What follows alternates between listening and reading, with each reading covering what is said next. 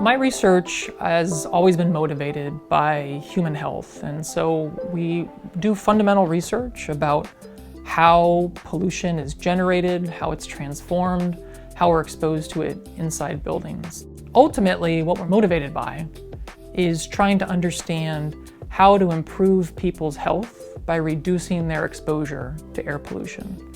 So the second piece of my work has always been motivated and directed towards putting our research out into practice, getting people the information they might need or want to help improve the quality of air in their home, in their workplace, and even in outdoor environments.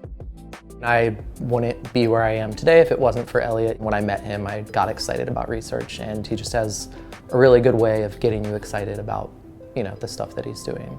One of the first projects I worked with Elliott on was at Harriet Tubman Middle School in Portland. That's in a lower income neighborhood. The school was built directly next to a highway.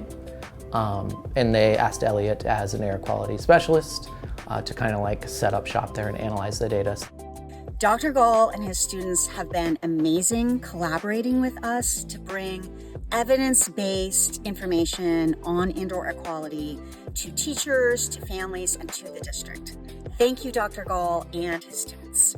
One piece of our work in my lab has been to design and develop very low cost and ideally free air cleaning systems.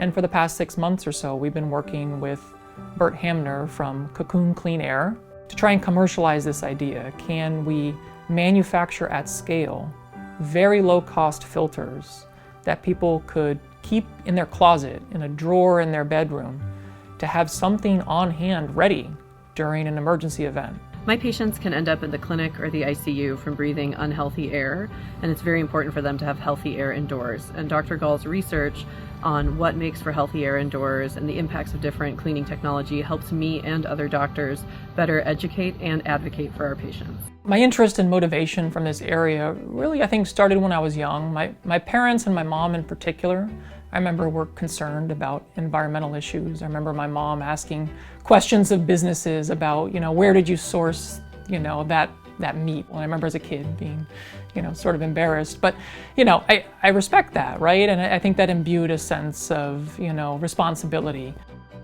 I worked with Elliott on the Tubman Air Quality Project, and he was a great collaborator. He cared about the quality of the work and the impact on the community. He has continued to develop many more projects with his students that make a big impact in the community and our field. When I was first starting off as a scientist, and some of the most compelling things that I remember reading that got me interested in science in general were some of the reporting that the US government puts out to sort of frame the state of science on a key issue. And right now I have a chance to participate in the National Climate Assessment, working on the air quality chapter. So bringing that to a broader audience and getting both the public aware of it, policymakers and other scientists is really where I'd love to see, my career go. The award is almost sort of the definition of the work that Elliott does. All the work that we do is very focused around helping the public. I think that's kind of the paramount of our lab, and that comes up in a lot of conversations about, is this something that is going to benefit people? Is doing this research helpful? Is it for the public good?